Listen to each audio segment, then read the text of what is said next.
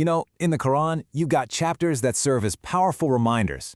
And then you have chapters that are, well, a direct shield. Today, we're unpacking one of the most profound of these, Surah Al-Falaq. It's a short chapter, but it is an incredibly potent prayer that acts as a divine shield against the dangers we can see and, more importantly, the ones we can't. Okay, so here's how we're going to break this down. First, we'll explore the surah's core purpose as that divine shield. Then, we're going to decode the powerful name Lord of Daybreak. After that, we'll look at the huge, all-encompassing evil it protects us from before we really zero in on 3 specific hidden threats. And finally, we'll pull it all together to see how this chapter teaches us about the ultimate form of protection. So, at its very heart, this chapter is a direct lesson from God. It's like a formula for seeking refuge, a universal prayer for anyone, anywhere, at any time to ask for safety. But that immediately raises a big question, right? Protection from what exactly? The surah kicks off with the word say. Now this is so important. It's a divine command. It's not a suggestion. It's an instruction to actively declare, I seek refuge. This isn't just you passively hoping for safety. It's an action. It's you making a direct call to the ultimate source of all protection. We're literally being taught how to pick up the phone and connect to that divine safety. So, to really understand the kind of protection we're asking for, we first have to get a handle on who we're turning to. The surah identifies him as Rab Al-Falaq, the Lord of the Daybreak. But what does Al-Falaq actually mean? Well, the most direct and honestly beautiful meaning of Al-Falaq is the dawn. It's that exact moment when the darkness of night is literally split open to bring forth the light of a new day. I mean, you can just picture it, can't you? It's this powerful image of hope, of clarity, and the end of all the concealment and fear that comes with the night. But get this, the meaning goes even deeper. The word falaq comes from a root that means to split or to cleave. So scholars explain it also refers to the power that cleaves open a seed to let a plant grow, or splits a grain so life can emerge. It basically refers to the Lord who brings forth all of creation from what looks like nothingness. So when we say this, we're seeking refuge with the creator of life itself, the ultimate source of light against any darkness. Okay, so we've established this unbelievably powerful source of protection, the creator of daybreak and all of life. Now the surah turns to what we're being protected from, and it starts with a statement that is just breathtaking in its scope. Just think about that for a second. From the evil of that which he created. This is a blanket statement. It covers every single created thing, whether it's alive or not, that could possibly be a source of harm or evil. Talk about a comprehensive insurance policy. So yeah, this covers everything from the harm caused by other people and unseen spirits to dangers from animals or even inanimate objects. But here's the part that really makes you stop and think. The scholars emphasize that the very first thing this includes is the evil from within our own selves, our own ego, which the Quran tells us often pushes us towards doing wrong. And this brings us to a really critical question. If that first verse is so massive, so all-encompassing, that it covers literally every evil you could possibly imagine, why doesn't the surah just stop there? Why go on to list 3 very specific types of evil? Well, this isn't just repetition. It's for a very, very important reason.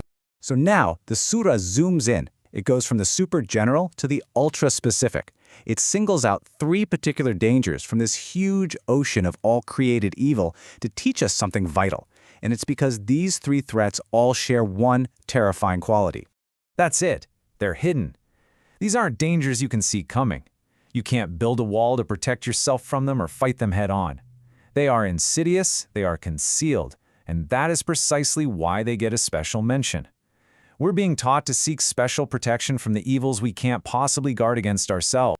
So the first threat is the ghasiq when it settles. Now, scholars have interpreted ghasiq in 2 main ways. First, as the darkness of night itself, because darkness is what conceals predators and all sorts of dangers.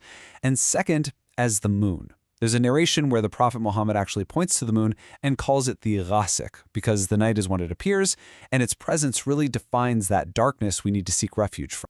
And this is just a brilliant example of a key principle in understanding the Quran. Since the moon's main territory is the night, the 2 meanings don't cancel each other out. They actually enrich the verse. It's not an either-or, it's a both-and. The term is so deep, it includes both the darkness and the celestial body that rules it.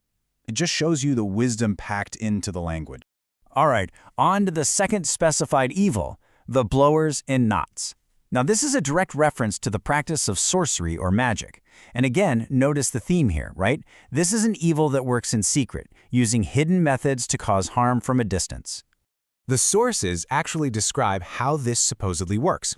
A sorcerer would tie a physical knot, say some cryptic incantations, often using the names of devils, and then literally blow their malicious intent into that knot, and they'd repeat this over and over. It's interesting, the word used is feminine, nafathot, because this practice was apparently common among women, but really it can refer to any malicious souls who do this. And that brings us to the final hidden threat. And this one is maybe the most insidious of all, because it doesn't come from the darkness or from strange rituals. It comes from the human heart. It is the evil of the hasid, the envier. So what is an envier, really? At their absolute core, an envier is someone who is pained by someone else's good fortune. They hate seeing God's blessings, whether it's money, knowledge, family, you name it, on another person. It's a sickness of the heart that makes them miserable just because someone else is happy. Okay, but the surah makes a really crucial distinction here. It doesn't just say from the evil of the envier, it says from the evil of an envier when he envies. We're seeking protection from the moment that envier acts on their internal hatred, whether it's through gossip, sabotage, or that harmful spiritual force people call the evil eye. That's when the hidden danger becomes a real, tangible threat. All right, so after laying out the all-encompassing evil and then drilling down into these three great hidden evils, darkness, sorcery, and active envy, the surah brings us to its powerful, practical conclusion. So what's the ultimate lesson here? The surahs teaches us this profound lesson in humility. It forces us to just admit that we are completely and utterly powerless against threats that operate in secret. Real protection isn't about trying to outsmart a sorcerer or dodge an envier's gaze. It's about turning to the one who sees everything, both the hidden and the obvious. So the path to safety is actually really clear. It's about placing your complete trust and reliance on God, the Lord of the daybreak. It means handing over your affairs to Him, and then consistently using the tools He gave us, like this surah and other prayers, as your spiritual fortress. The sources point out that it's often a weakness in faith or a neglect of these practices that even allows these kinds of evils to get a foothold in the first place. So you see, this surah is way more than just a prayer. It's a whole framework for understanding our vulnerability and finding true, unshakable security. It teaches us to know our limits and to connect with the limitless power of the divine. And it leaves us with this final, profound question to think about. When it comes to the hidden dangers of the world, where do you seek your ultimate shield?